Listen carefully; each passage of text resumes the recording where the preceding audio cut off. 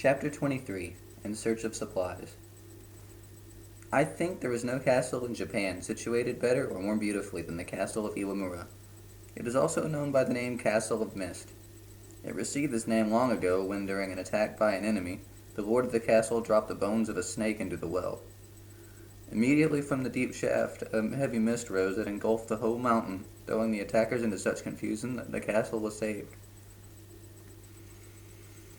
During the first few days I had but little time to admire the vast views from the castle walls or from the buildings that contained them.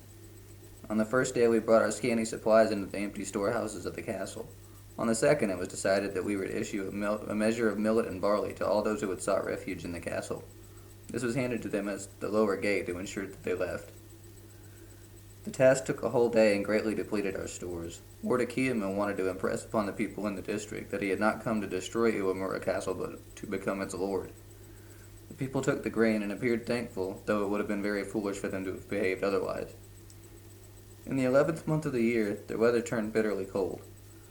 The horses and men of the Kunitatai were still camped outside the castle, and they suffered much. Lord Akiyama decided to dismiss most of them and sent them back to the village they belonged to. A small contingent was kept for our supplies were running low, and we were ordered to proceed to Iida Castle to obtain provisions. I was put in charge, and I chose the men carefully from among the youngest of the baggage train carriers. I had gotten permission for each man to lead 2 horses and not carry any burdens himself. This meant we could travel faster. At the last moment we were given an escort of 20 mounted samurai. It was never made clear who in fact was their commander, the elderly captain of the escort or me, and this sometimes made life really difficult. Neither the captain nor any of the younger samurai had any desire to venture out of Iwamura Castle now that winter had come. They cursed their lot and held me and the poor peasants of the Kunitatai responsible, not only for their own being there, but for the weather as well. They were constantly hurrying us, but as they were riding excellent horses and we were leading poor nags already worn out by carrying heavy packs, we could not always oblige them with the speed they desired. Though riding an excellent horse, I had to defend my poor barefoot carriers from being beaten. If only Yoshitaki had been in command of the samurai, how much easier that would have been. Oribe Minai, the captain, was a fool who thought himself wise. Quick to take offense if he thought himself slighted, he was at the same time afraid of making decisions. This is the worst combination possible in a commander. The trappings of power are all he desired, and toward him humility could not be overdone. At Iida Castle we found that we had little rice to spare. I suggested that we go to Takado Castle to see if we could obtain more there. Captain Oribe refused, saying that we had been ordered to go to Iida, not to Takado. Finally, I took half my men and proceeded to Takado Castle. The road was safe and we needed no protection. At Takado, I managed to not obtain rice, but a load of millet. It is not of the best quality, but millet porridge tastes good if you're hungry enough. Returning to Iida, we met a lone samurai, a messenger on his way to Kofuchi from Takeda Shingen. He told us of the victory of the Takeda army at Mikata-Gahara, and how Tokugawa Ieyasu had to flee for his life. When we met on that cold mountain pass, it was a few days past the shortest day of the year. His description of the battle was not long-winded, as he was anxious to proceed to Takado Castle.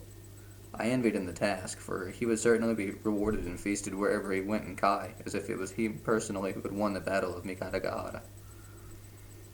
When we arrived at Iida, there was a surprise in store for me. Captain Oribe had decided to return to Iwamura Castle without me, taking along the 25 loads of rice I had managed to obtain. I had left Yoichi in charge of the men of the Kunitatai, and I could not help but wonder how he fared with the quarrelsome captain. A servant in the castle gave me a message from him. The poor man was worried I would take his departure for an act of disobedience. He need not have feared, because I realized he could not have done other than to obey the old samurai. I did not miss the captain, although the territory through which we had to travel was one that warranted an escort. However, this did not worry me. I was only worried that he would arrive before me with 25 loads of rice and a tale of my insubordination. If I had been at least able to obtain rice or barley to excuse my journey to Takado Castle, all would have been well. We stayed at Iida for 2 days to rest the horses, then we set out for Iwamura, hauling our load of moldy millet. I almost wish we had been attacked by bandits or some of Oda Nobunaga's forces. That would have made it difficult for Captain Oribe to defend his decision to abandon us. Nothing but the usual calamities happened, a horse falling and breaking its leg, another suddenly going lame, but these were matters that I was used to handling. Decisions that a few months before would have caused me great concern I now made at a moment's notice. As soon as we arrived at Iwamura Castle, I hastened to find Watakansuke. I told him what happened and asked his advice. He smiled at my description of Captain Oribe. He knew him well. He also knew that the captain had been to see Lord Akiyama. As soon as I unloaded the millet, he counseled me to seek an audience with my lord. I was to be frank, he advised, and should not blame Oribe Minae too much. After all, he thought, I had been successful and my 25 loads of millet were needed. When I dismissed my own men and had made certain that they were to be fed and housed, I hastened to the main building. There I saw a high-ranking samurai who was close to Lord Akiyama and asked him to inquire whether my master would see me. I was told that I might come the following morning, when Lord Akiyama received anyone who had a complaint or desired a favor. I felt this was a deliberate snub.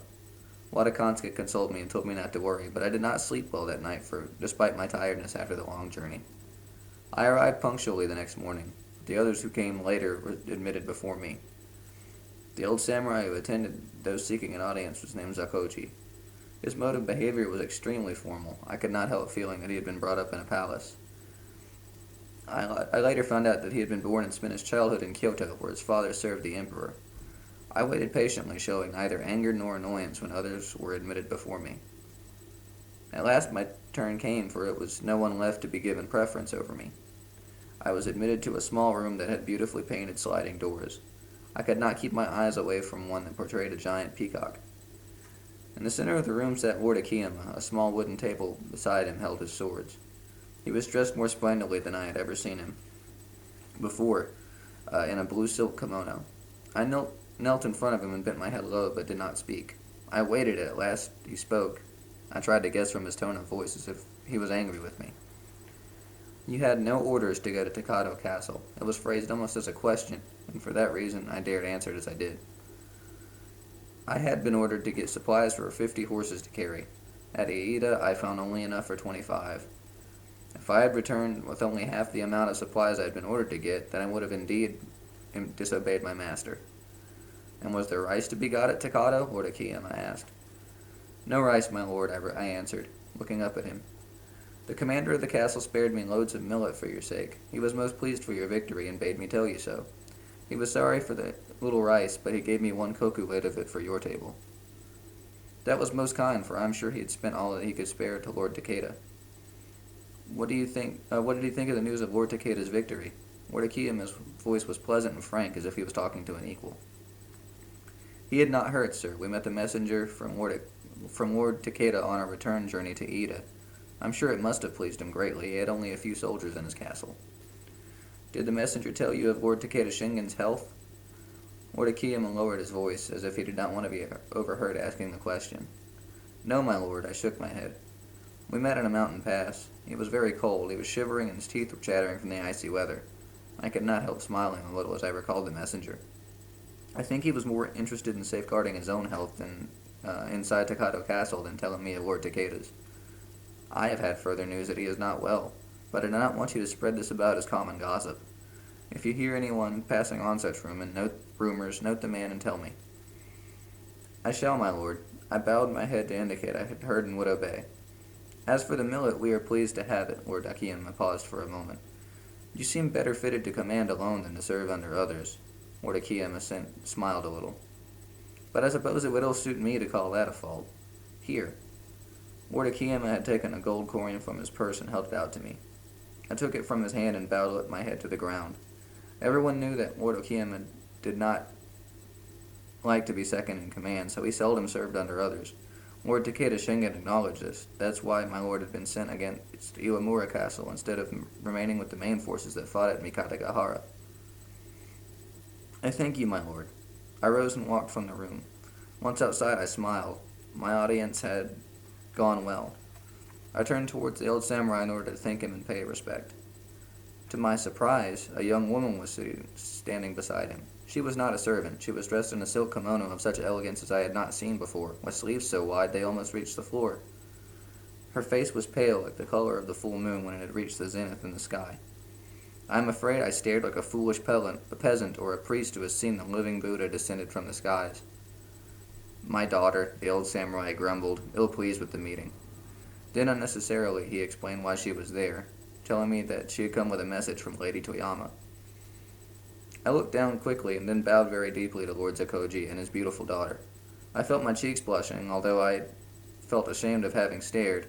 As I left the room, I managed out of the corner of my eye to have another glance at the moon girl in the silk kimono.